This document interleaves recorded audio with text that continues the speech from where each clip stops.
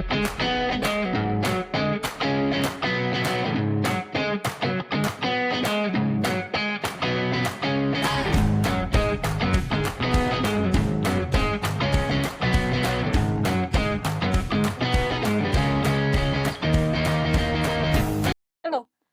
First thing I want to say is I have drank over a litre of water today.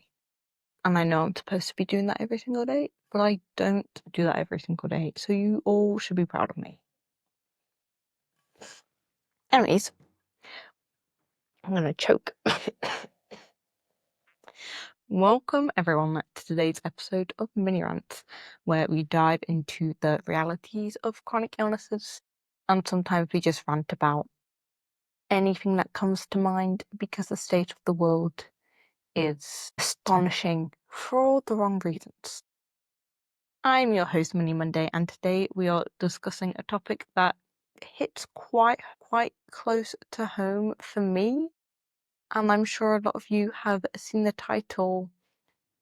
I'm tired too, understood the title, and you're all raging inside with me because you fully understand what this episode is about. Today's episode is about healthy people invalidating what people with chronic illnesses go through. Due to my personal experience, I will be specifically relating this to chronic fatigue syndrome, but it can be applied to basically any chronic illness. This is just my personal experience because all this podcast is me talking about my own opinions and my own experiences. This is not any sort of medical advice. If you think you have a chronic illness, yes, it's helpful to understand what other people with chronic illness go through, so you can be like, oh, I experienced that too. Maybe this is another sign, but I'm not here to diagnose anyone. Please go talk to your own doctors. But yeah, so today we'll be relating the idea of people invalidating your experience with chronic illness, but be relating it to chronic fatigue syndrome, CFS. Chronic fatigue syndrome is often invalidated by healthy people who dismiss it as just being tired, which is where I'm tired too comes into it. This is a reason why many people who suffer with chronic fatigue syndrome, like myself, often prefer to refer to the illness as myalgic encephalomyelitis, ME, which is what I'm going to be calling it for the rest of today's episode, because we don't like the implications of just tiredness when ME is such a complex and debilitating disorder. And yes, it's characterized by extreme fatigue. That doesn't improve in rest, but it's not just tiredness. So people saying, I'm tired too. Yeah, everyone's tired. Everyone and their mother is tired. I don't care. I'm not talking about being tired.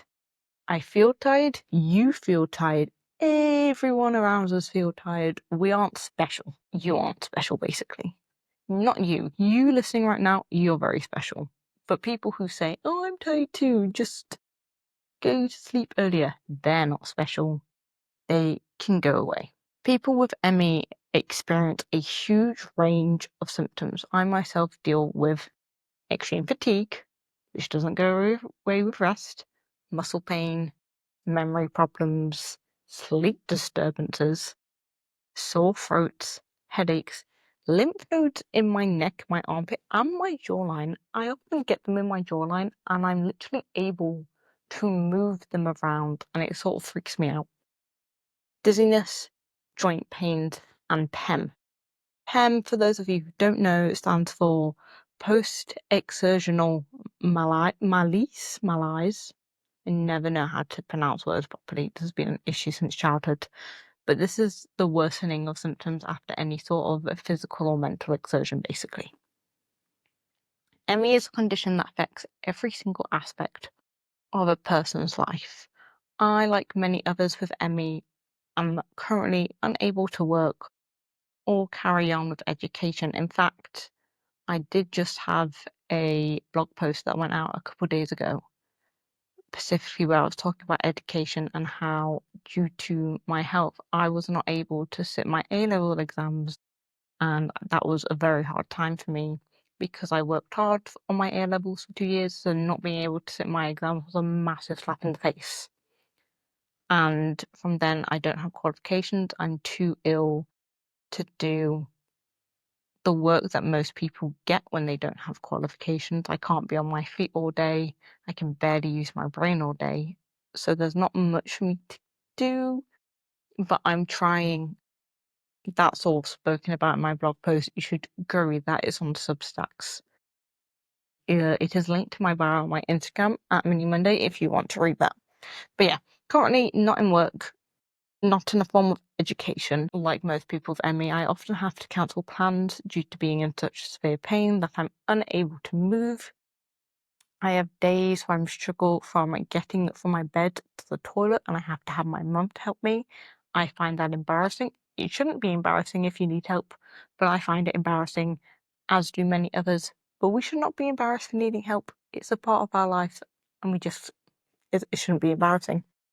But to put that into a little bit more context, my bedroom is right next to the bathroom. And my room is basically just my bed. So my bed's here, and the door's right next to it. I'm just realizing I'm showing this for videos. People who are just listening to the audio of this have no idea what I'm on about. But my bed, in this little square, little tiny square next to it, door, and then another door, bathroom. It's like 2 steps away basically when I get out of bed. So that's something. If other days where I'm unable to talk or really take in what's being said to me, a lot of times I'm hearing words. I know someone's speaking. I don't know what they're saying.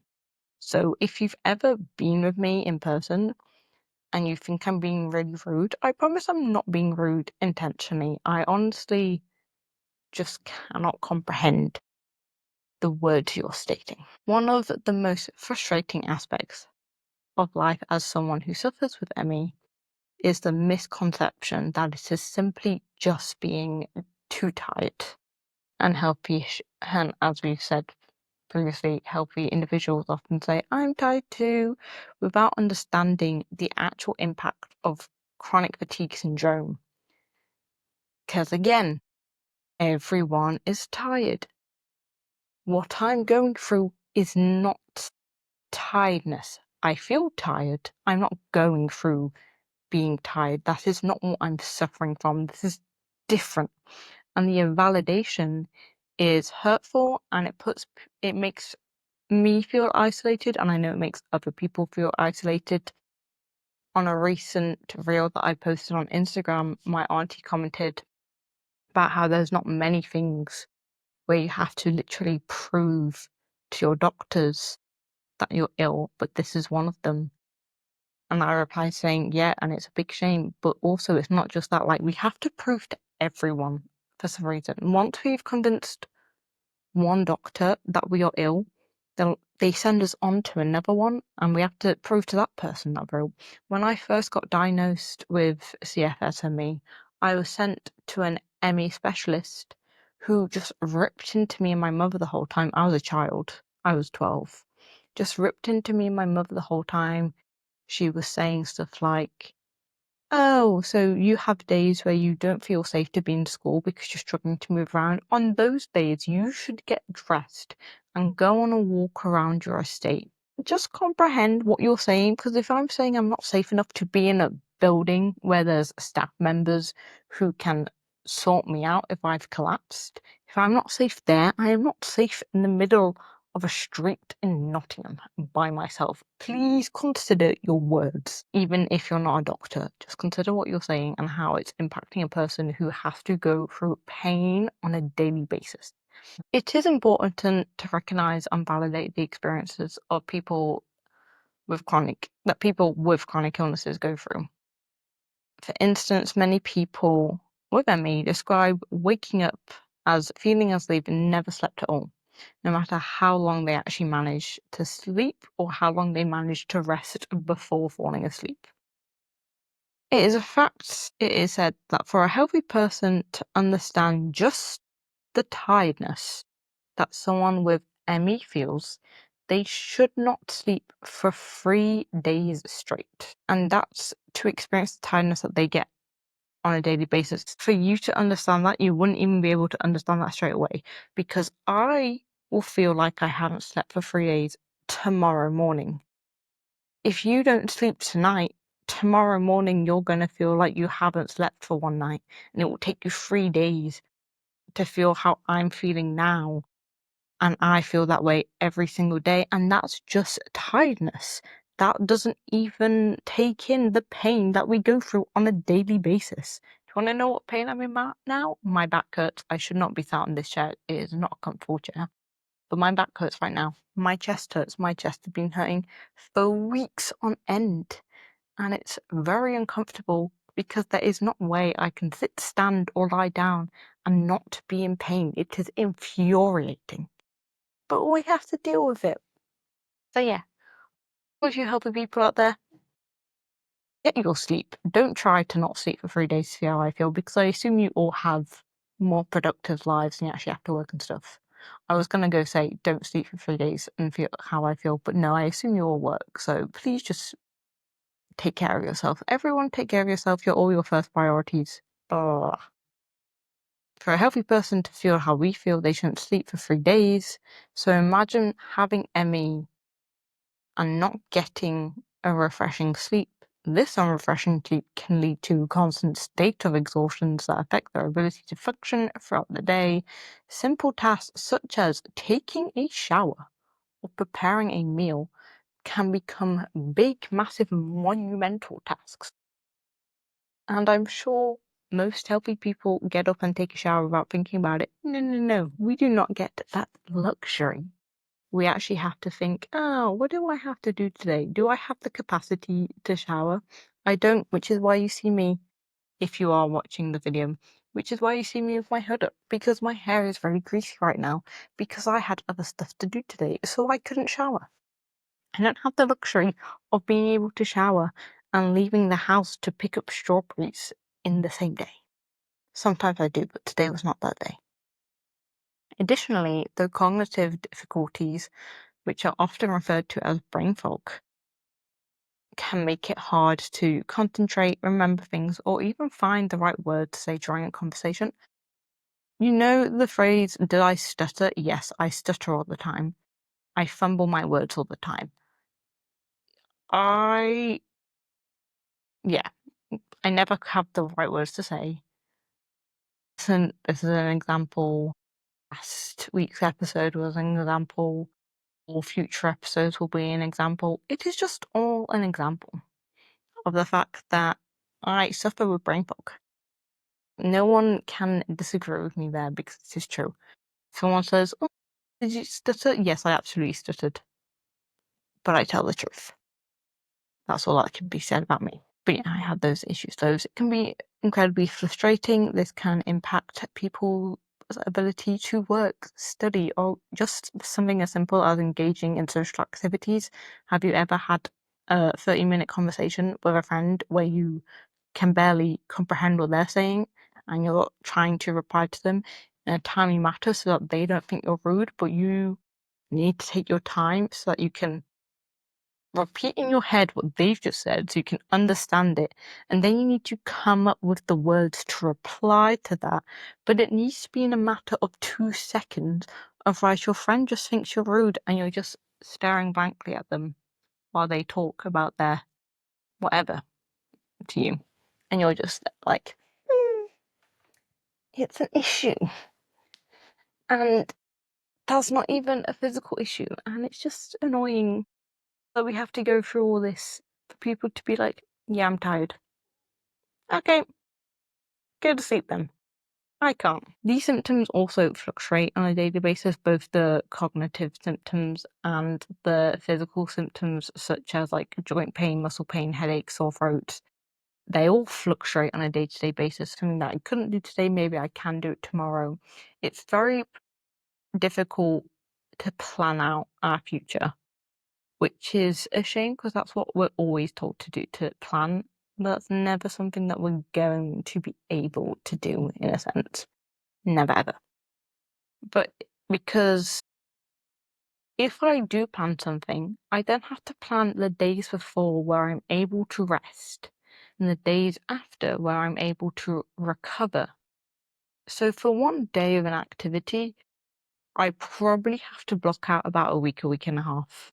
So if I ever hang out with you, know that that 2 hours we hung out has taken me a week and a half of my life. So I really do care about you if I hang out with you. It is also important to acknowledge the emotional toll that living with a chronic illness such as ME can have on a person's life. The constant fatigue and the pain, coupled with the lack of understanding from others, including medical professionals, people who are supposed to help us, and they have no understanding whatsoever. This can lead to feelings of isolation, depression, and anxiety. Many people with ME struggle with the loss of their previous lifestyle and the uncertainty of the future. This is something that I'm definitely going to do a different episode on, specifically because grieving your lifestyle before you became chronically ill is a very hard thing to do. I'm not saying that what I've gone through is harder or easier in any way because everyone's story is different. And everyone's story is hard who's had a chronic illness, but because I became chronically ill from a young age, I think my grief was more interesting in a way of I didn't get to figure out who I was before coming chronically ill. So I know I'm grieving a healthy version of me. I just don't know what that healthy version of me is exactly because I just didn't know what I was going to do. I was too young to ever figure out. And then the uncertainty of the future will probably be another episode because, again, I'm still young. I'm only 19, so there's still a whole lot of my future to be thinking of. And it can be a really scary thought at times, especially when you're chronically ill. Which is why I believe it is really important to educate others so that they understand the true impact of a chronic illness and how a chronic illness affects someone's life. Anyone can become chronically ill at any point in their lives. I don't think people fully understand this. People who are chronically ill, it is not their fault. Do you think I caused something when I was 9 years old intentionally to have a life where I can't get out of bed like 5 days of the week? No, did not. I did not do anything wrong. Even though it has taken me a long time to realize I've not done anything wrong, I now know I have not done anything wrong, and I shouldn't think I've done anything wrong, and neither should you. You did not do anything wrong. Just the world is a sad place. Not realizing the challenges people go through, they also don't realize that they could very much easily become like this one day because chronic illnesses don't discriminate on anyone. Anyone can become chronically ill at any point of their lives. So I really do think bringing awareness to it is important because who knows who's going to become chronically ill during their life. And we can do this by sharing our own stories to raise awareness. This can be done through community events, simple things such as conversations with your friends and family. Sometimes you'll find you have friends and family members who do actually want to help you with your chronic illness, but they just don't know enough about it for them to know how to help you. So sometimes something as simple as a conversation can be helpful to you in the long run. So have those conversations with your friend. I used to be very shy, not wanting anyone to know that I was ill, got really mad when I trusted some people and they told others. I'm less like that now. And people ask me questions and they're like, I'm really sorry if this is intrusive or personal. I'm like, no, ask me. I want to be an open book about this topic because me having bad health does not reflect on me in any way, shape, or form. But how I deal with my bad health does reflect on who I am as a person and the resilience I have in a way. So have a conversation with your friends and family members, especially because I need to be careful when I'm saying this. I'm not saying in any way that we're a burden. This is a very interesting topic that often came up during my therapy sessions about the idea of being a burden to others. But even if you're not a burden, it still has an impact, especially on the people who live within the way that they help you. So it might just be easier for them and have less of an impact if they automatically just know what to do. So have a conversation with them. But another way that we can spread awareness is through social media, which is what I have been trying to achieve for over a year now. So I'm inviting you all to make little videos just talking about your own health and either posting them on your own social media, or you can send them to me on my Instagram at Mini Munday, where I will use them to create awareness. Because while I am raising awareness for the illnesses that I have, it is really important to me to raise awareness for all sorts of illnesses, whether that is a physical disability, a chronic illness, a mental health issue. I think it's really important for all of those things to have awareness brought to it. So please, if you have anything going on in your life that you want to share, but you don't want to do it on your own thing for whatever reason, send me a video and I will post it.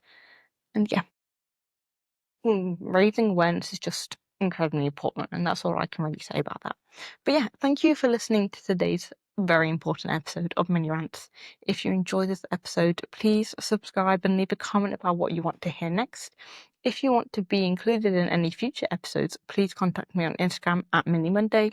Remember, chronic illnesses are real and deserve our understanding and support. If you or someone you know is living with a chronic illness, know that you are not alone. Remember to always keep yourself as your top priority. Take care, and I will see you next time. Bye.